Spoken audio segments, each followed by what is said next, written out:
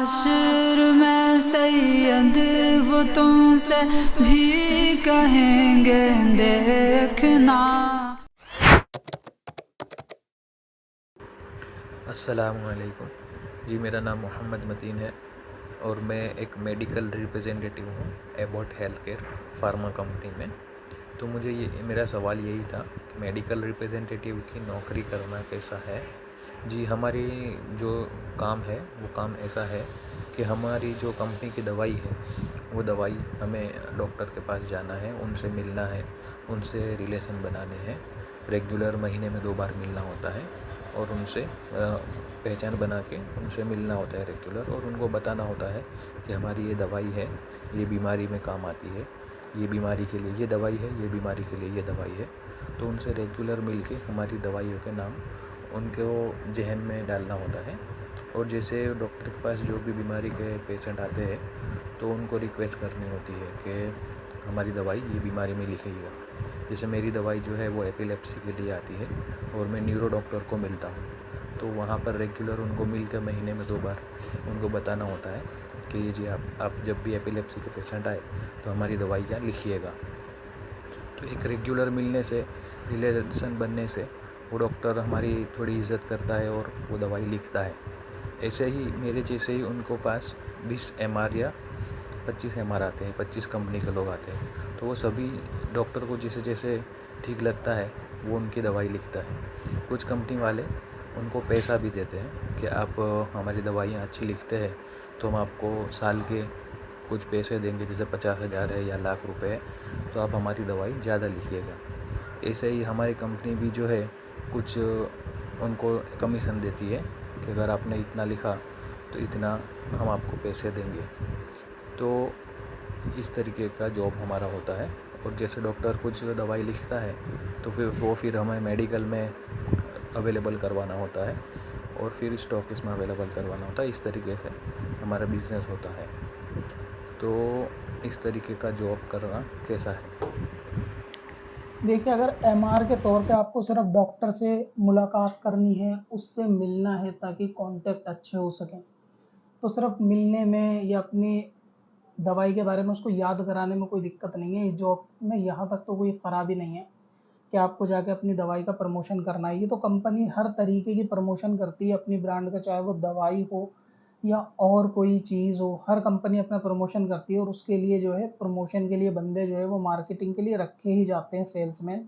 तो उनका काम ही होता है कि जाके अपने प्रोडक्ट से या अपने सामान से लोगों को वाकिफ़ कराना, या जो फील्ड में है जहाँ से आप थ्रू आपका जिसके थ्रू आपका सामान बिकेगा उसको वाकिफ़ कराना। तो सिर्फ इतना तो ठीक है कि आपको डॉक्टर से मिलना चाहिए अपने टारगेट को पूरा करने के लिए, कि भाई मुझे महीने में 2 डॉक्टर से मिलना है, 3 डॉक्टर से, और सारी अपडेट कंपनी में देनी है कि मैंने फलां से मुलाकात करी है और मुलाकात के बाद दवाई के बारे में समझाया है। और जो आप दवाई के बारे में समझा रहे हैं, दवाई वाक़ई उस काम की भी हो और ठीक-ठाक भी हो, उसमें अपनी तरफ से कोई ऐसी झूठी चीज़ें ऐड ना कर दी गई हों कि दवाई वो ऐसे सॉल्ट उसमें हो भी ना कि वो उस बीमारी को ठीक ना करते हों और आप उसको एडवांस में डॉक्टर को बताएँ। तो यहाँ तक तो ठीक है, डॉक्टर से मिल भी सकते हैं, मिलने से कॉन्टैक्ट अच्छे होते हैं, इससे वो आपकी दवाई लिखेगा, इसमें भी कोई ख़राबी नहीं है। अगर आपकी दवाई अच्छी है, कोई भी चीज़ अगर मार्केट में अच्छी और ओरिजिनल बनी हुई है, तो वो ज़ाहिर है कि अपनी कंपनी को लोगों तक लाने के लिए उसका प्रमोशन भी करेगा। अब रह गया ये कि कंपनी उसको अगर इस चीज़ के लिए रिश्वत वगैरह देने की कोशिश करती है आपके थ्रू, तो रिश्वत का लेना-देना या उसके अंदर बीच में ज़िम्मेदार बनना ये जायज़ नहीं है। रिश्वत के अलावा आपने बोला कि डॉक्टर कमीशन वगैरह भी, जैसे कमीशन बेस भी होता है, तो कमीशन डॉक्टरों का इस तरह भी चलता है, जैसे मेडिकल के ऊपर आपने कहा कि दवाई रख दी गई और डॉक्टर से कहा गया अगर आप इतना लिखेंगे तो ये कमीशन आपको इतना मिलेगा। तो सिर्फ डॉक्टर के लिख देने से उसका कमीशन लेना जायज़ नहीं होगा। उसके अंदर उसका कुछ कुछ ना कुछ थोड़ा-सा फ़िज़िकल जो है वो एक्टिविटीज़ होनी चाहिए डॉक्टर की, अमल दखल कुछ ना कुछ होना चाहिए। क्योंकि डॉक्टर ने मरीज़ को देखने की फ़ीस ले ली और उसकी जो दवा डॉक्टर ने दी है उसका उसने चार्ज कर दिया। मान लीजिए किसी डॉक्टर के पास कोई मरीज़ गया, उसने लिख के दवाई दी, उसको दवाई देने के पैसे वग़ैरह ले लिए। तो अब जब वो मेडिकल से लिख के देगा दवाई, अब कस्टमर की मर्ज़ी है कि वो किसी भी मेडिकल से जाके उसको ले सकता है। लेकिन इत्तेफ़ाक से वो उसी मेडिकल पे पहुँच गया, दवाई उसने ले ली और वो पर्चा मेडिकल वाले ने काउंटिंग कर लिया कि इनको डॉक्टर साहब को पैसे देने हैं, तो ये पैसे डॉक्टर के हक़ में जायज़ नहीं है, क्योंकि वो तो मरीज़ की मर्ज़ी थी कि उसने कहाँ से लिया। अगर डॉक्टर इस तरीके से करना चाहता है कि उस पैसों को लेना चाहता है, तो उसमें 2 सूरतें बनती हैं। एक तो ये है कि डॉक्टर खुद जाके मेडिकल से उसको लाके दे दे। लाके देने का मतलब भी ये है कि डॉक्टर मरीज़ से बिल्कुल पैसों को हलाल करने के लिए मरीज़ से बिल्कुल क्लियर कट ये चीज़ बोले, जैसे दवाई लिखने के बाद कि ये दवाई आपको मेडिकल से लेनी है, आप कहें तो मैं इसको मंगवा के दे दूँ आपको। अगर मरीज़ कहता है कि हाँ मंगवा के दे दीजिए, तो मरीज़ बैठा रहेगा, डॉक्टर जाएगा मेडिकल से दवाई लेगा, लेकर ला के दे देगा। तो अब ये बीच में उसका आना जाना और एक तरीके से अपनी सर्विस देना, तो इसके डॉक्टर जो है फिर बाद में उससे कमीशन के चार्ज कर सकता है मेडिकल वाले से। ठीक वैसे ही डॉक्टर खुद नहीं जाता, लेकिन उसने अपना लड़का रख रखा है, वो लड़के को देता है अपनी तरफ से एक तरीके से वकील बना के कि ये फला दवाई जाके उस मेडिकल से लेकर आके इनको दे दो। तो ये भी एक तरीके से सर्विस दे रहा है कि कस्टमर को आना जाना नहीं पड़ा, उसको बिठाल रखा है डॉक्टर ने और उसको एक तरीके से लाने के बाद उसको फराहम करा दी गई है दवाई कि ये आप इसको रख लीजिए, तो इस तरीके से वो लेके कर सकता है।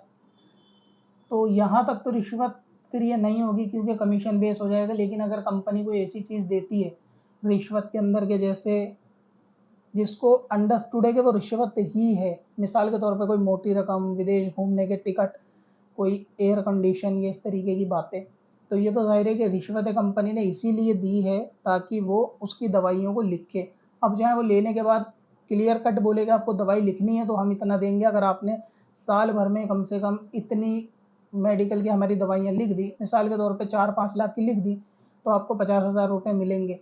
एक तो ये होता है और एक होता है कि जिसके अंदर प्रमोशन ज़्यादा होता है लेकिन वो रिश्वत नहीं होती, जैसे इस तरीके की छोटी-छोटी चीज़ें कि जिसमें ब्रांड का नाम होता है। इससे डॉक्टर को कोई ख़ास फ़ायदा तो नहीं है, लेकिन कंपनी अपने प्रमोशन के लिए ऐसी चीज़ें तैयार करती है, जैसे चाबी के छल्ले बने हुए होते हैं जिसके अंदर ब्रांड का नाम लिखा होता है। मिसाल के तौर पे डाबर के नाम के चाबी के छल्ले उन्होंने डॉक्टर में बाँट दिए अपने प्रमोशन के लिए, या डाबर ने कोई नई चीज़ बनाई है, कोई नया प्रोडक्ट या नई दवाई उसने लॉन्च की, उसका फ़ोटो वगैरह चाबी के छल्लों के ऊपर दे दिया। इस तरीके की छोटी-छोटी बहुत सी चीज़ें होती हैं कि जो डॉक्टर को तोहफ़े के तौर पे दे दी जाती हैं। आजकल ग्लास वगैरह भी होते हैं, उसके ऊपर भी प्रिंटेड चीज़ें होती हैं, मग होता है, कप होता है चाय वगैरह पीने का, लेटर हेड भी होता है कि लेटर हेड के ऊपर भी उसके टाइटल के ऊपर कंपनी का प्रमोशन होता है, कलम वगैरह होता है, कलम के ऊपर भी जो है वो कस्टमाइज़ पेन होते हैं, कंपनी तैयार कराती है। और ऐसी चीज़ें कंपनी अपने किसी ख़ास मौके पर भी डॉक्टर को भिजवाती है, जैसे कंपनी का कोई सालाना मामला है और सेलिब्रेशन के तौर पे या किसी फेस्टिवल के तौर पे डॉक्टर को दी जाती है। तो ऐसी छोटी-छोटी चीज़ें कि जो कंपनी में डॉक्टर को बज़ाहिर उससे कोई फ़ायदा नहीं है, लेकिन वो उस कंपनी उस प्रोडक्ट का प्रचार करेंगी चीज़ें, अगर केबिन में उसके रखी रहेंगी डॉक्टर के, पेन के तौर पर हो, पर्चे के तौर पर हो, ग्लास के तौर पर हो, मग के तौर पर हो, या ऐसी छोटी-छोटी चीज़ें कि जिसमें कंपनी का एडवर्टाइज़मेंट लिखा हो और वो चाहे कि कंपनी रख दे ताकि लोगों की नज़र में आए कि हाँ, कंपनी ने ये चीज़ भी बनाई है। मिसाल के तौर पे डाबर ने कोई टॉफ़ी बनाई है शहद वाली और डाबर कंपनी चाह रही है कि डॉक्टर के थ्रू उनका प्रमोशन कराएँ और आपको कहा गया कि आप डॉक्टर से मुलाकात करने के बाद ये चीज़ें डॉक्टर को आप दे दो ताकि डॉक्टर इसको अपने केबिन में रख ले, तो वहाँ तक ठीक है। तो ये चीज़ें रिश्वत के दायरे से छोटी-छोटी चीज़ें बाहर होंगी, यानी देखा ये जाएगा कि वो वाक़ई रिश्वत है कि जिससे डॉक्टर का बज़ाहिर फ़ायदा डायरेक्ट हो रहा है, या फिर देखा जाएगा कि इससे डॉक्टर का फ़ायदा नहीं हो रहा लेकिन कंपनी अपना प्रमोशन करवा रही है सिर्फ़, कि वो प्रचार के तौर पे चीज़ों को रखती है पैम्फलेट के तौर पे। तो इस तरह से जो है वो डॉक्टर के ये सामान लिए दिए जा सकते हैं। लेकिन अगर कोई रिश्वत का मामला है तो फिर वो लेना-देना और उसका ज़रिया बनना भी जायज़ नहीं है।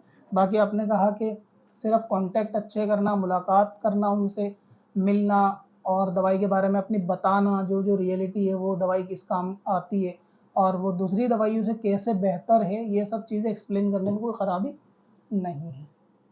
अब अपनी क़ज़ा उम्री नमाजों का हिसाब लगाना हुआ और भी आसान। विजिट करें qazacalculator.smswarsi.com पर और इस कैलकुलेटर से अपनी तमाम क़ज़ा नमाजों का हिसाब मिनटों में करें और डाउनलोड भी करें। चल तुझे भी बख्शवा दूं, तेरी बारी आ गई।